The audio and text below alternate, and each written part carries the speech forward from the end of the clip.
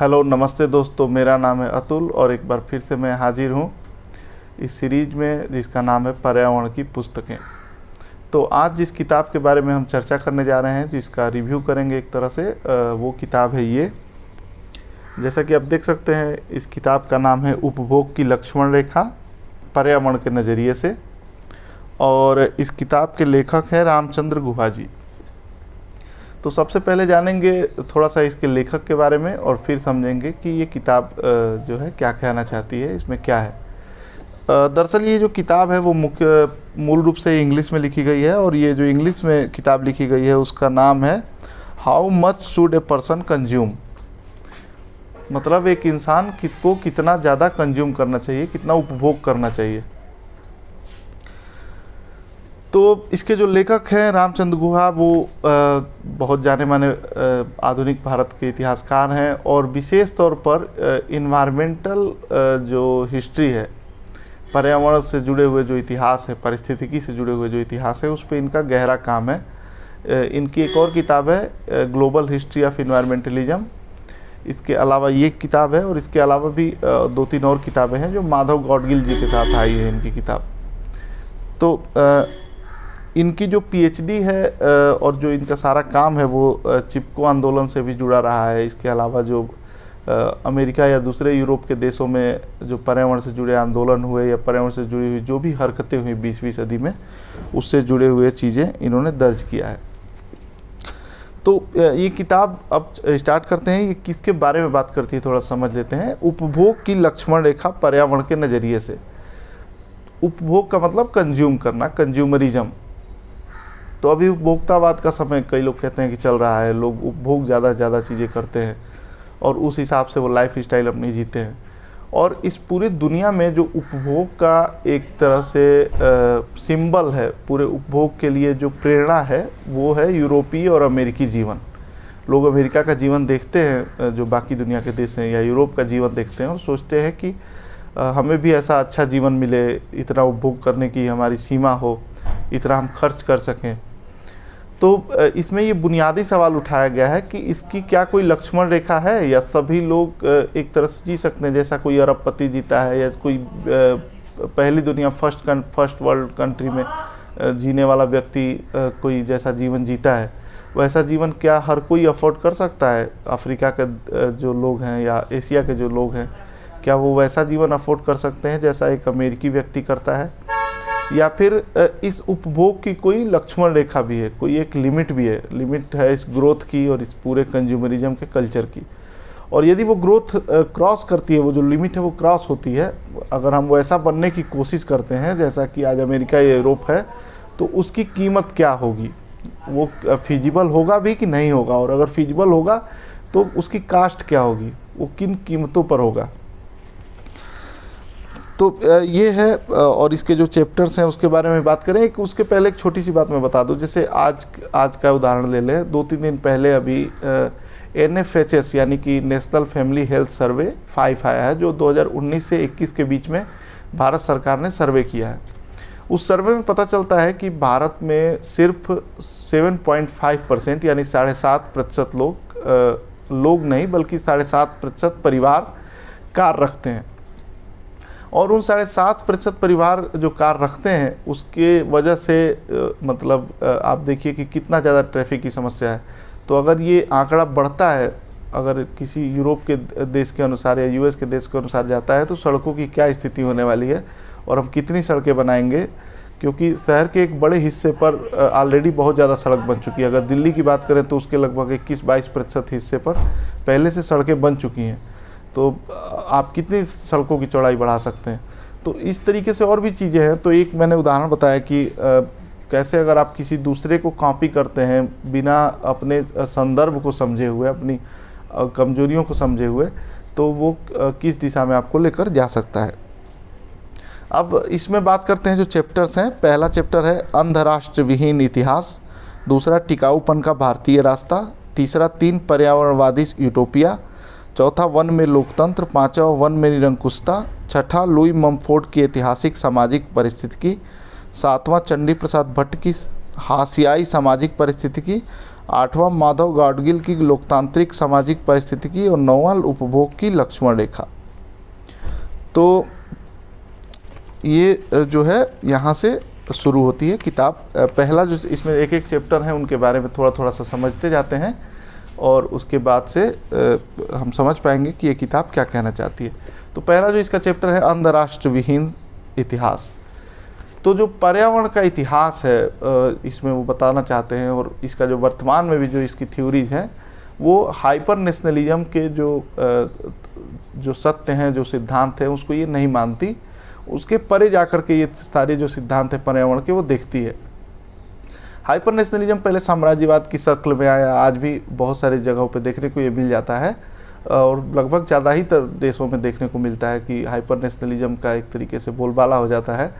तो ऐसे में पर्यावरणीय सिद्धांत जो हैं वो हाइपर नेशनलिज्म को नहीं मानते, पर्यावरणीय प्रभाव जो हैं वो हाइपर नेशनलिज्म को नहीं मानते, क्योंकि जो भी पर्यावरण से जुड़े चीज़ें हैं, जल, जंगल, ज़मीन, हमारा पूरा इन्वायरमेंट, पूरा सराउंडिंग या इकोलॉजी, ये सबकी साझी संपत्ति है, शेयर्ड रिसोर्सेज है।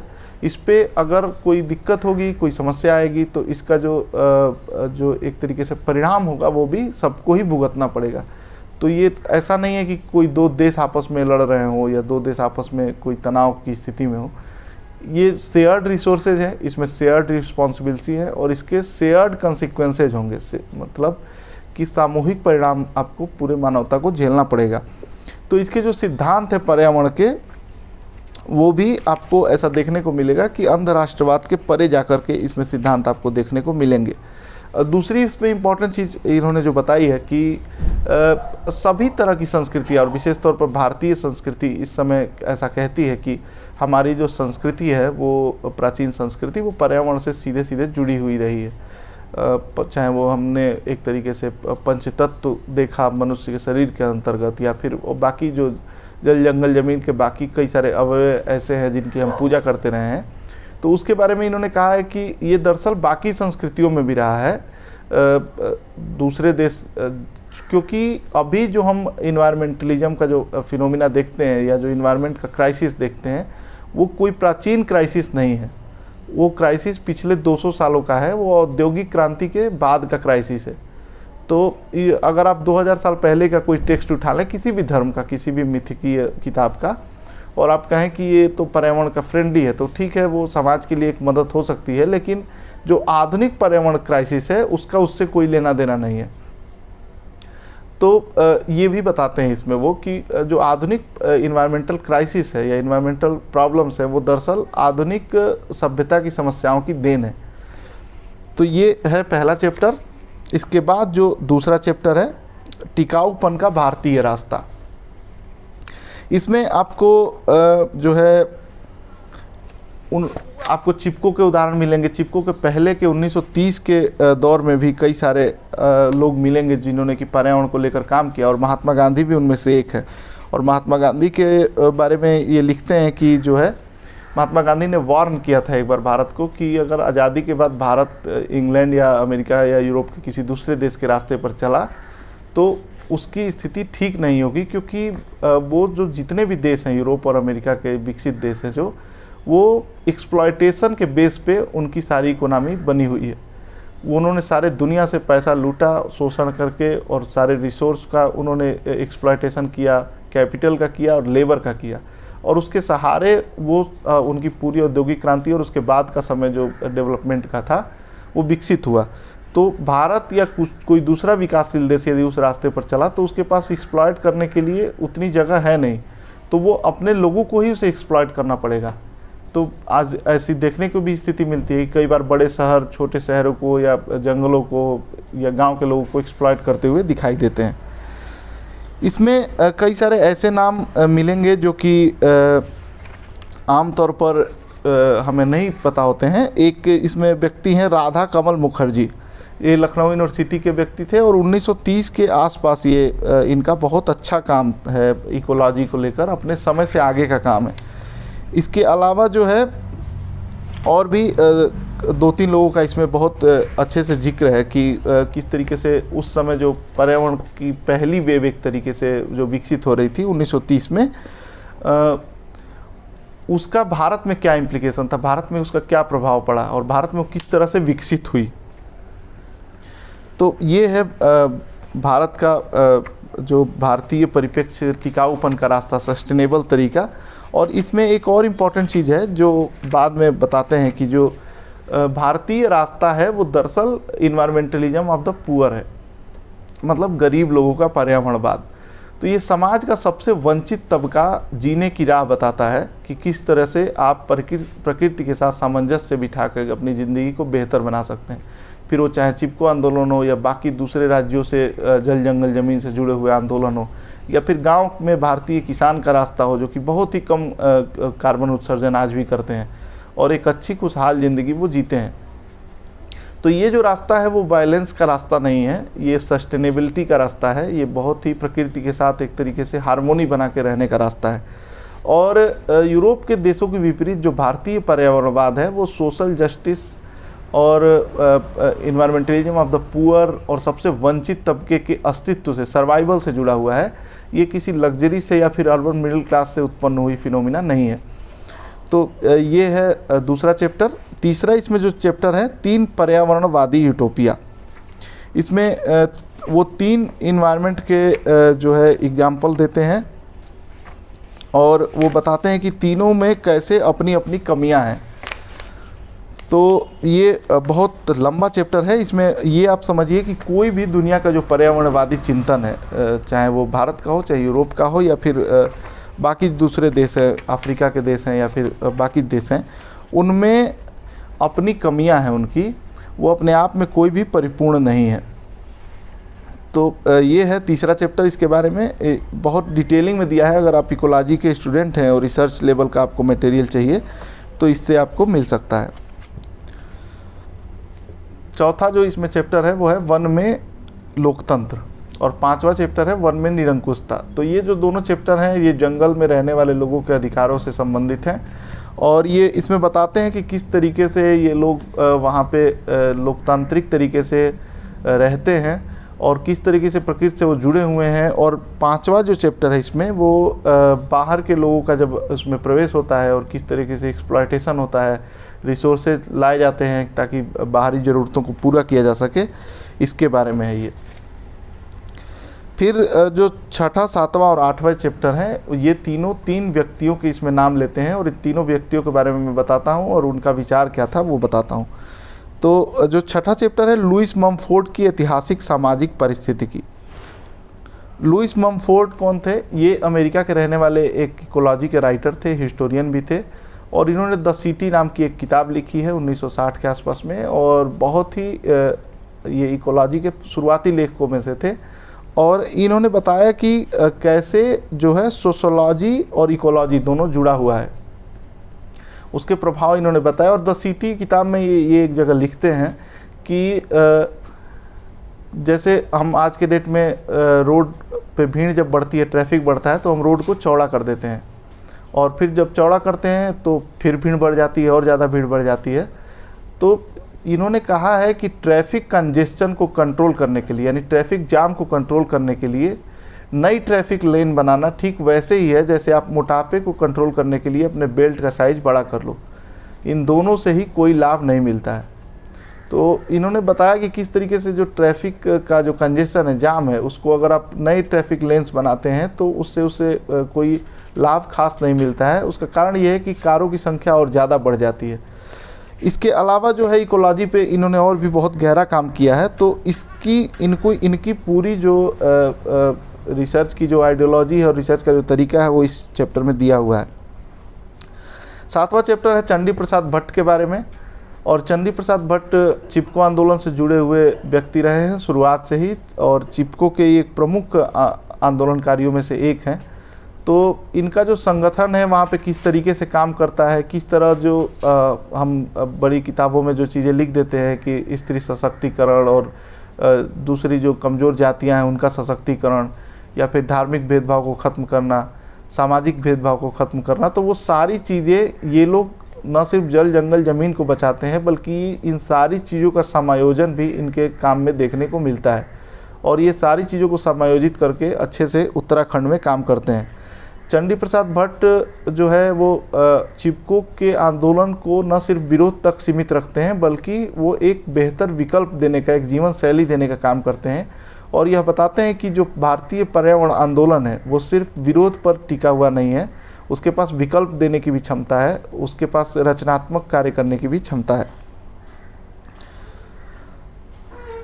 अब इसमें अगला जो चैप्टर है वो है माधव गाडगिल के बारे में। माधव गाडगिल कौन है? माधव गाडगिल IISc बेंगलोर के प्रोफेसर हैं, इंडियन इंस्टीट्यूट ऑफ साइंस के, Indian institute of science Bangalore के।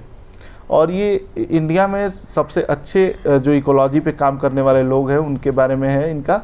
और इनके साथ लगभग 15-20 साल काम किया है रामचंद्र गुहा जी ने। और ये लोग पश्चिमी घाटों पर जो है जाते थे, वहाँ पे पुणे में और दूसरी जगहों पर, और वो देखते थे कि किस तरीके से वहाँ की जो पूरी इकोलॉजी है वो नष्ट हो रही है या किस तरीके से वो बचाई जा रही है। और इसमें लोकतांत्रिक सामाजिक पारिस्थितिकी यानी कि डेमोक्रेटिक सोशोलॉजी और इकोलॉजी, ये तीनों चीज़ें इसमें जुड़ी हैं। चंडी प्रसाद भट्ट में आपको हाशिए के चीज़ें दिखाई देंगी, इनमें आपको डेमोक्रेटिक सोशोलॉजी और इकोनॉमी तीनों चीज़ों का एक जुड़ाव आपको देखने को मिलेगा, यानी कि लोकतंत्र, समाजशास्त्र और पारिस्थितिकी तंत्र, इन तीनों चीज़ों का एक जुड़ाव देखने को मिलेगा। और इन्होंने यह दर्ज किया है कि किस तरह के से 70 और 80 और 90 के दशक में जो पारिस्थितिकीय नुकसान हुआ वो किस तरीके से हुआ और उसका सामाजिक प्रभाव क्या पड़ा, और किस तरीके से जो पर्यावरण आंदोलन है और पर्यावरण अधिकार है, यदि वो मजबूत होते हैं तो लोकतंत्र भी मजबूत होता है। और दूसरी बात भी इसकी सही है कि यदि लोकतंत्र मजबूत है तो पर्यावरण अधिकार भी मजबूत रहते हैं। तो ये दोनों चीज़ें एक दूसरे से जुड़ी हुई हैं।